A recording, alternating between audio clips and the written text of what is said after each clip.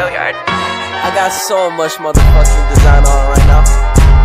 Break it down, bring it back, make it clap. I got 3 old thoughts, new guap, wear that thing. Bitches on my line, and you know they come strapped. Hold up, what it not, 45, scope and catch like whoa.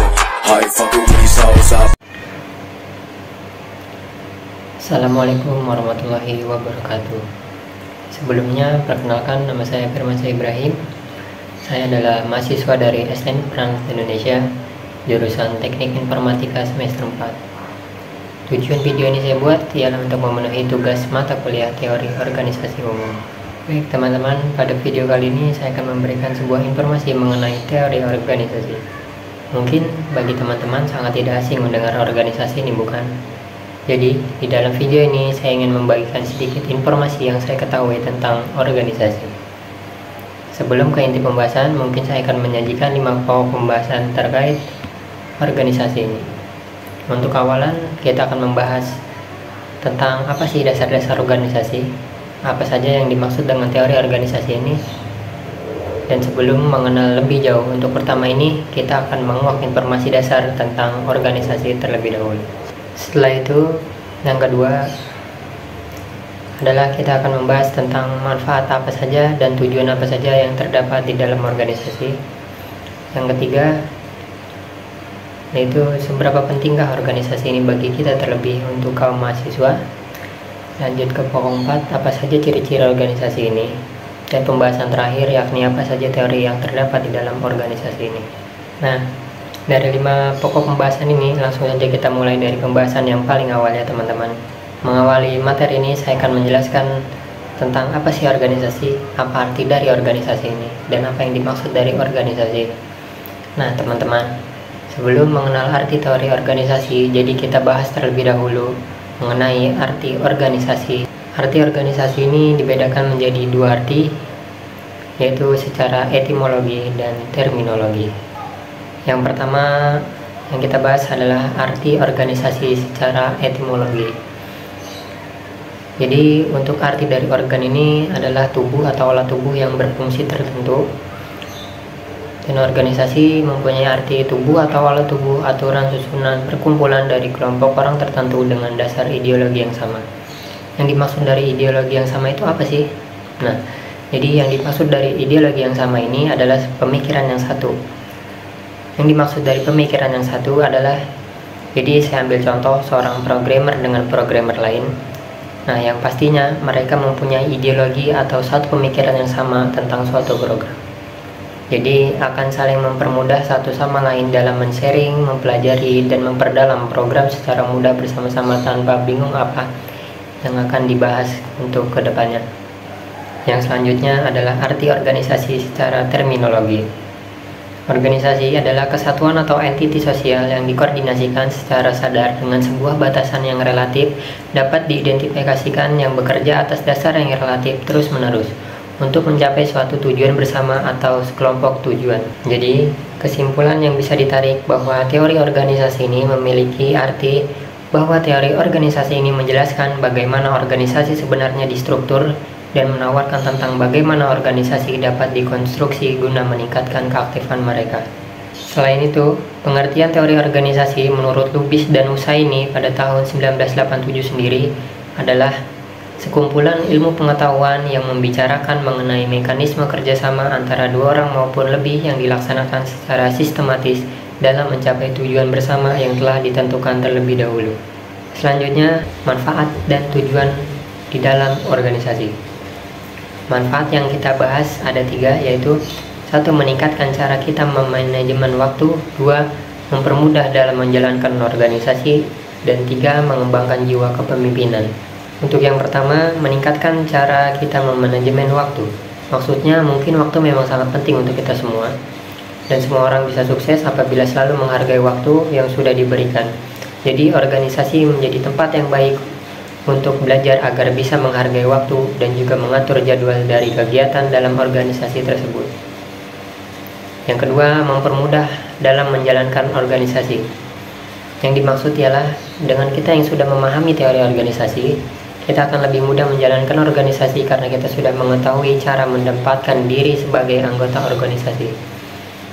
maupun manajemen organisasi, mulai dari struktur, pembagian tugas, sampai ke visi misi pembuatan organisasi yang benar. Yang terakhir, mengembangkan jiwa kepemimpinan. Yang dimaksud di sini adalah dengan kita mengikuti organisasi dan mempelajari teori organisasi di mana kesepakatan bersama dijunjung tinggi, kita secara tidak langsung akan melewati masa di mana kita harus mengutamakan kepentingan bersama dibandingkan kepentingan diri sendiri. Yang mana sifat tersebut lama-kelamaan akan membuat jiwa-jiwa kepemimpinan kita akan terus terasah dan berkembang. Baik, penjelasan berikutnya ialah tujuan dari teori organisasi. Yang pertama adalah memahami dinamika organisasi. Jadi teori organisasi bertujuan untuk memahami struktur, perilaku, dan fungsi organisasi dengan mempelajari berbagai aspek seperti struktur organisasi, budaya, perilaku, dan lingkungan.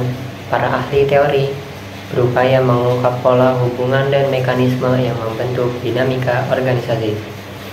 Yang kedua adalah menjelaskan perilaku organisasi. Nah, jadi teori organisasi berupaya menjelaskan mengapa organisasi berperilaku seperti ini. Ini mengkaji faktor seperti kepemimpinan, motivasi, komunikasi, pengambilan keputusan, dan dinamika kepuasan untuk memahami bagaimana individu dan kelompok berinteraksi dalam organisasi dan bagaimana interaksi ini mempengaruhi hasil organisasi. Yang ketiga ada memprediksi hasil organisasi. Teori organisasi berusaha untuk memprediksi hasil dan konsekuensi dari tindakan dan keputusan organisasi. Jadi dengan mengembangkan model, kerangka kerja, dan teori berdasarkan bukti, para ahli teori bertujuan untuk mengantisipasi bagaimana perubahan dalam struktur organisasi, strategi, budaya, atau faktor eksternal dapat mempengaruhi kinerja dan efektivitas organisasi. Dan yang keempat adalah meningkatkan kinerja organisasi. Pada akhirnya, tujuan utama dari teori organisasi adalah untuk meningkatkan kinerja dan efektivitas organisasi dengan memberikan wawasan tentang faktor-faktor yang berkontribusi terhadap keberhasilan atau kegagalan dalam organisasi.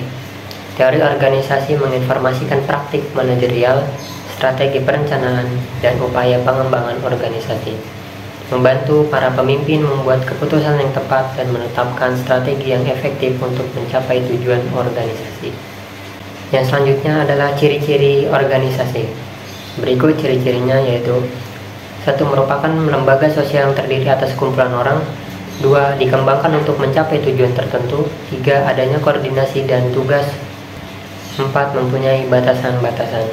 Jadi dari 4 ciri-ciri organisasi di atas dapat saya simpulkan bahwa organisasi adalah lembaga sosial yang terdiri atas kumpulan orang yang dikembangkan untuk mencapai tujuan tertentu. Dengan adanya koordinasi, tugas, dan wewenang, serta memiliki batasan-batasan yang jelas. Kita lanjut ke pokok pembahasan keempat, yaitu ialah jenis-jenis yang ada di dalam teori organisasi ini. Jadi untuk jenis-jenis organisasi ini ada 3, yaitu sebagai berikut. Yang pertama adalah jenis teori secara klasik. Teori organik klasik ini berfokus pada prinsip-prinsip struktur organisasi dan efisiensi. Ini mencakup pendekatan seperti manajemen ilmiah dan teori administrasi yang menekankan hierarki, spesialisasi, dan rasionalitas dalam desain organisasi. Selanjutnya yang kedua adalah teori organisasi secara non-klasik atau bisa disebut dengan teori hubungan manusia. Jadi teori neoklasik atau teori hubungan manusia ini menekankan pentingnya hubungan sosial, motivasi, dan kepuasan anggota dalam kinerja organisasi. Ini menyoroti peran faktor-faktor seperti kepemimpinan, komunikasi dalam dinamika kelompok untuk membentuk perilaku organisasi. Yang ketiga atau yang terakhir adalah jenis teori modern. Yang dimaksud dari teori modern ini ialah organisasi dilihat sebagai satu kesatuan. Organisasi bukanlah sistem tertutup yang hanya beroperasi di lingkungan yang stabil. Sebaliknya, organisasi adalah sistem terbuka yang harus bisa menyesuaikan diri dengan perubahan di sekitarnya untuk terus bertahan. Jadi kesimpulannya, Teori organisasi merupakan kumpulan paradigma dan sudut pandang interdisipliner yang bertujuan untuk memberikan kejelasan dan pemahaman terhadap konsep operasi organisasi yang beraneka segi mereka melakukan melalui perspektif berbeda terhadap organisasi seperti struktur, budaya, perilaku, dan dampak eksternal. Perspektif tersebut membantu memahami perilaku dan manajemen organisasi. Dan yang terakhir adalah pokok pembahasan seberapa penting sih organisasi ini untuk kita, teman-teman. Jadi saya berikan 5 hal yang menurut saya sangat penting untuk mempelajari organisasi ini. Yang pertama, ada kehidupan tidak terlepas dari organisasi. 2, dimanapun kita berada pasti bertemu organisasi. Ketiga, mempelajari teori organisasi secara formal akan memiliki sekumpulan teori tentang bagaimana organisasi beroperasi. Keempat, organisasi adalah bentuk dominan dalam masyarakat. Dan yang kelima, organisasi meresap ke dalam semua aspek kehidupan manusia dan masyarakat secara menyeluruh. Nah, jadi sini akan saya jelaskan secara satu persatu. Yang pertama adalah kehidupan tidak terlepas dari organisasi. Jadi setiap aspek kehidupan kita, mulai dari pendidikan, pekerjaan, hingga kegiatan sosial melibatkan organisasi. Kita selalu berinteraksi dengan berbagai jenis organisasi setiap hari. Yang kedua, dimanapun kita berada pasti bertemu organisasi. Nah teman-teman, di lingkungan manapun, baik itu sekolah, kampus, tempat kerja, komunitas, atau bahkan keluarga, kita selalu berhubungan dengan struktur dan sistem organisasi. Yang ketiga, mempelajari teori organisasi secara formal akan memiliki sekumpulan teori tentang bagaimana organisasi beroperasi. Nah, jadi studi formal tentang teori organisasi memberikan pemahaman mendalam tentang cara kerja organisasi, struktur, dinamika, dan faktor-faktor yang mempengaruhi efektivitasnya. Ini membantu dalam pengelolaan dan pengembangan organisasi yang lebih baik. Yang keempat, ada organisasi adalah bentuk dominan dalam masyarakat. Artinya organisasi adalah entitas yang dominan dalam masyarakat modern. Mereka membentuk fondasi dari banyak kegiatan dan institusi sosial. Yang keempat adalah organisasi adalah bentuk dominan dalam masyarakat. Artinya organisasi adalah entitas yang dominan dalam masyarakat modern.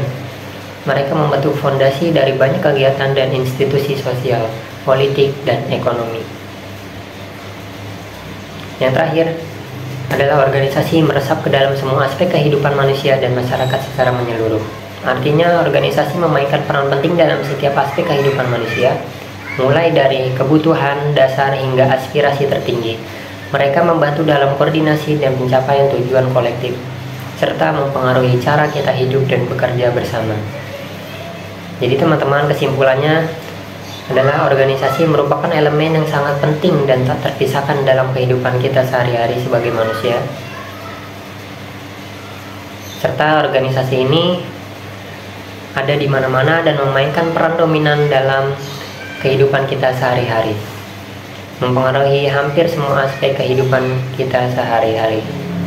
Nah, baik teman-teman, selesai sudah pembahasan saya terkait teori organisasi ini. Pesan yang ingin saya sampaikan kepada teman-teman terlebih teman-teman mahasiswa, bahwasanya bagi teman mahasiswa, peran organisasi dapat menjadi salah satu wadah di mana para mahasiswa dapat berkumpul, dapat bertukar pikiran, dan bekerja sama untuk mencapai tujuan bersama. Saya menemui banyak kasus di mana mahasiswa belum mengerti apa itu organisasi, sehingga tak ikut andil di dalamnya. Untuk itu, saya membuat video ini untuk mengenalkan kepada teman-teman betapa pentingnya organisasi. Contoh kecil, ada berbagai macam organisasi yang biasanya ada di sebuah kampus, di mana organisasi ini memiliki tujuan agar setiap mahasiswa dapat memiliki kemampuan akademik maupun non-akademik, serta mengembangkan ilmu pengetahuan yang dimiliki oleh mahasiswa. Jadi, pesan terakhir dari saya adalah mengejar nilai akademik dan mengejar gelar sarjana itu adalah penting dan utama. Namun, organisasi juga menjadi alat untuk implementasi teori yang bisa digunakan sebagai bekal teman-teman dalam dunia pekerjaan nantinya. Saya Firman Ibrahim, Berterima kasih atas dukungan dari teman-teman semua. Semoga video ini memberikan sedikit pengetahuan dan informasi yang dapat bermanfaat. Dengan ini video saya akhiri. Apabila ada salah kata mohon dimaafkan. Kita bertemu di video edukasi dan menarik lainnya. Terima kasih. Wassalamualaikum warahmatullahi wabarakatuh.